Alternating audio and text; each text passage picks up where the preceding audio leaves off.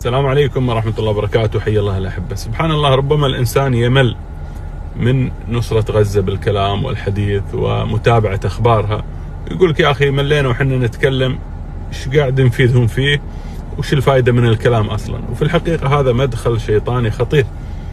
إذ لا تجمع على إخوانك قهر خذلانك لهم، وقهر حتى أنك ما تتكلم ولا تنصرهم حتى باللسان. واللسان يا أحبة نوع من أنواع الجهاد في سبيل الله، جهاد الكلمة. يقول النبي صلى الله عليه وسلم: جاهدوا المشركين بأموالكم وأنفسكم وألسنتكم. حتى اللسان فيه نوع من أنواع الجهاد. لما تذكر قضية إخوانك في كل محفل تنصرهم تتكلم، فهذا نوع من أنواع النصرة بإذن الله عز وجل، ولا يكلف الله نفسا إلا وسعها. ذلك الحديث لابد أن تكون غزة حاضرة معك في كل مجلس وكل محفل. العز بن عبد السلام يقول: من نزل بأرض قوم قد تفشى فيها الزنا ثم حدثهم بالربا فقد خان الله ورسوله.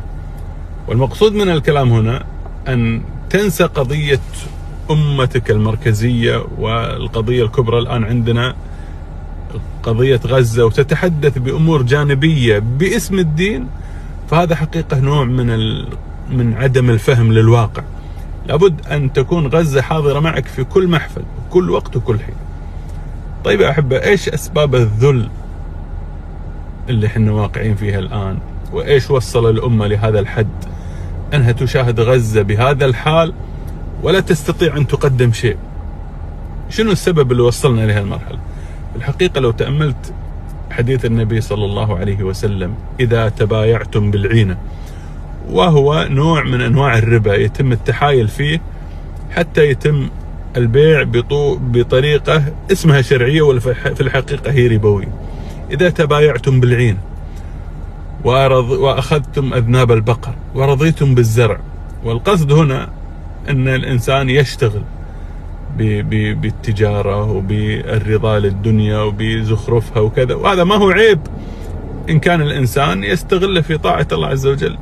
لكن العيب أن يكون هذا هدف حياتك الرئيسي، أن كل حياتك منغمس فيها الدنيا وبالتجارة وكذا، وناسي قضايا أمتك.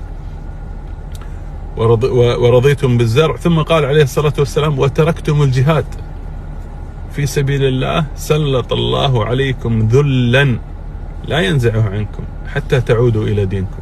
وقد ربط النبي صلى الله عليه وسلم وكأنه ربط الرجوع للدين بالرجوع للجهاد في سبيل الله. الجهاد عز الأمة ونصر الأمة وتمكين للأمة وإرهاب للعدو.